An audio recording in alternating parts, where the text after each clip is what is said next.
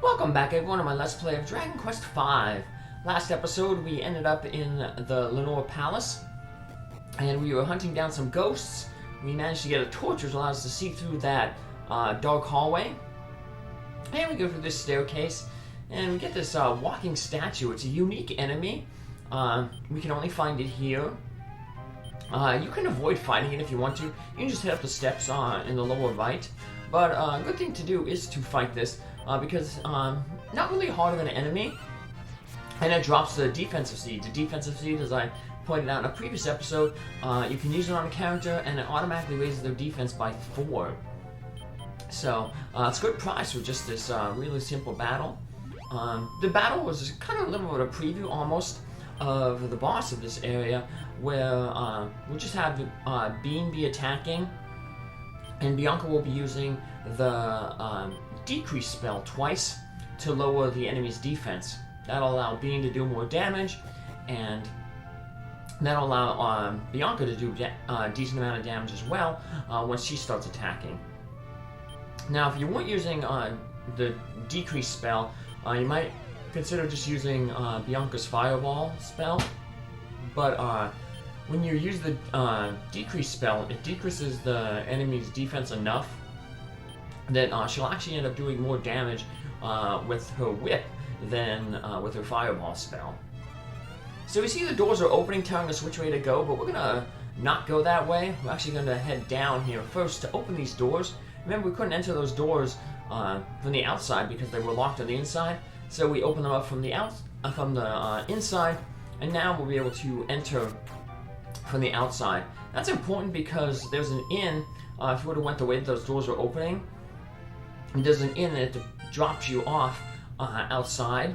So we want to make sure that these doors are open so that after we use the inn, we don't have to go through the whole castle again. Oh, there's a hidden treasure inside this castle, but I haven't seen it anywhere. So maybe that's why all these ghosts are here, trying to find the treasure. Now we got these 8 skeletons here. They just basically say the same thing, so I'm only talking to 4 of them. Because you only get these 4 dialogues. The skeletons basically across from each skeleton basically say the same thing. So once you talk with 4 of them, you're good. You can't talk with any of the dancing ghosts there. Could talk with that flame there, which we did earlier, letting us know about the treasure. But now we're going to head back up. We're going to head to that door that opened up for us. And instead of going up through the door ahead, we're going to stop here real quick, not nipping the inn there. We'll talk with this ghostly innkeeper. And he tells us, hey. Now, the reason why, like I said, once you take this, we'll get our hit points and magic points restored. But we'll be dropped outside here with this other ghost. And the reason we went down first to open up that door is because since we're outside here, since we opened up that door, we can just save ourselves a lot of backtracking. We will have to do some more backtracking though. You'll see here in a little bit. Because we're going to head up this way. We're going this way again. But we'll head up these stairs. And we're going to see the boss of the castle here. Right there, sitting on the throne. But we won't fight the boss right now. We'll talk with it. And it's going to drop us down this pit into the room with these 8 skeletons. And even though there's 8 skeletons here, you only have to fight 4 enemies, and they're not skeletons. They're these demon candles. So a good way to get rid of these guys is, even though they have decent resistance to fire, still use the fireball spell from Bianca, because that way the fireball spell combined with the damage that Bean does with his boomerang will take these guys out in 1 round. And then that frees us to escape. And here we're going to do that backtracking. We're going to head back to the boss's room. And I guess he's a little scared of us because he'll be retreating outside when I guess he sees us entering the room. But he don't have very far to go. So we enter the room and there he is running away. But he basically runs into a dead end. And all you have to do is talk with him. It's a little too slow. I didn't get But it doesn't matter, so. Looks like my skeleton found you two a bit hard to swallow. Guess I have no choice to eat you instead. So once again, just like that walking statue, Bean will be fighting, and Bianca will be casting Decrease the first 2 turns. That'll lower his defense enough that we can do a lot of damage, and that Bianca will actually do more damage with a physical attack than with her fireball. Not really a difficult boss. You just want to probably wait to get down to about 30 hit points, then have Bean start healing, or Bianca using medical herb. His only big, like, terrible attack is if he uses with that fireball multiple times in a row. He also has another attack here, the sap. If he uses the sap spell, just have Bean cast upper on whoever he used the sap spell on, because that'll basically restore your defense to its normal amount. So the sap took it down 40 points, the upper brought it back 40 points. So, and Bean gained another level. I kept an earlier fight in with some enemies because Bianca gained a level. Help, I'll restore the graves of the king and the queen. Please spare me. And if you say no, he's like, please, please. And basically it's, once again, a but thou must situation where we are forced to basically say that we're going to let the ghost go. And that's good because he keeps his promise and restores the grave of Erik and Sophia here. And we'll see a little bit of change here. And they're saying something about a treasure appearing, and maybe it's this beautiful gem. So you take this little gem, the gold orb. Keep that in mind, it's going to play a very big role in the story much, much later. So I said there's a little change here. Yeah, the tombstones have changed, so. Now instead of saying Bianca and Bean lie here, it basically gives the name of the king and the queen. What also changed is this dialogue here on the wall. Bean, Bianca, thank you. Before it said, please help restore our graves. So, a little bit of a change there. And now it's a little bit quicker to backtrack out the castle rather than go the other way because they'd have to, there's just more screen transitions. And so yeah, once you beat the ghost, the boss ghost, that gate that closed on us reopens so we can escape this way. And the good thing is there's no more random encounters on the outside here, so we got a free walk to Alpaca, and then we're going to get a little cutscene and we're going to be kind of hailed as heroes. That night, the rumor that Bean defeated the ghosts of Lenoire spread like wildfire, and so the following morning. Hey, you promised the kitten is mine now. Got it? What can we do? We have no choice. Well, I guess you did promise, and you guys really kicked butt. So here, the cat's yours. So we get Kitty. We're gonna be able to give the cat a name. You have 4 choices of names. I'm just gonna go with the standard name, but I'll show off all the names. Poor little kitten. No, but now no one will ever hurt you again. Who would have thought there really would have been ghosts up there? You kids got guts. Wait, I almost forgot. We have to name the kitty, don't we? How about Barongo? Puckle? Chiro? Grawlin? Hurry up and choose, and then we just get the same names over again. Now once we get the name here, Barongo will officially join our party. And what we're going to do is we're going to transfer all of Bianca's items to Barongo. Because Bianca is going to be leaving our party.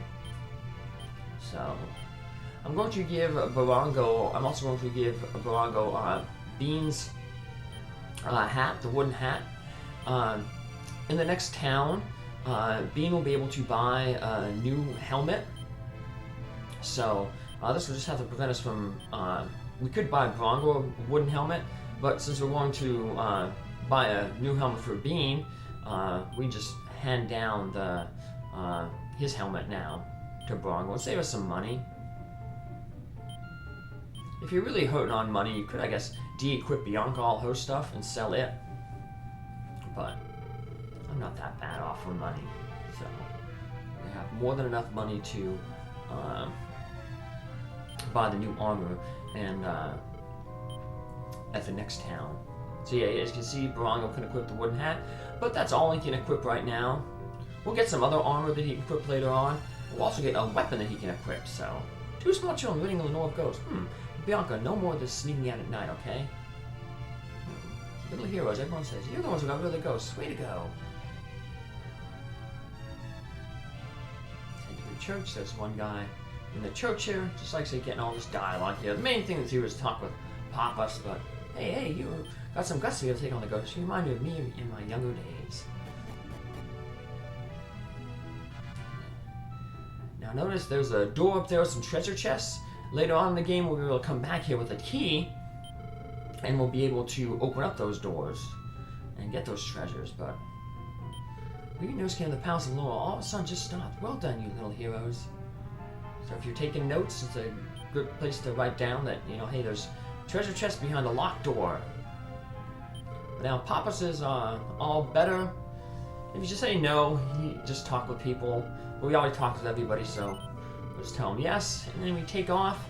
And here's where Bianca leaves our party. I might not see you again for a long time, so take this to remember me by. Bianca's ribbon. I know, I'll just put on Barongo for you, okay? And that'll play an important role later on. Right now, what the ribbon does is it increases a character's intelligence, which is mainly useful for spellcasters, because intelligence determines how much damage their spells do. But it's also good for beasts that enter your party, monsters, which will play more of an important role in Generation 2. But monsters listen to your commands if they have intelligence over 20. If they don't, then they just do a random attack. They don't listen to your orders. Now you can set tactics like Dragon Quest IV, where you don't have to control your monsters, and sometimes that could be a good idea.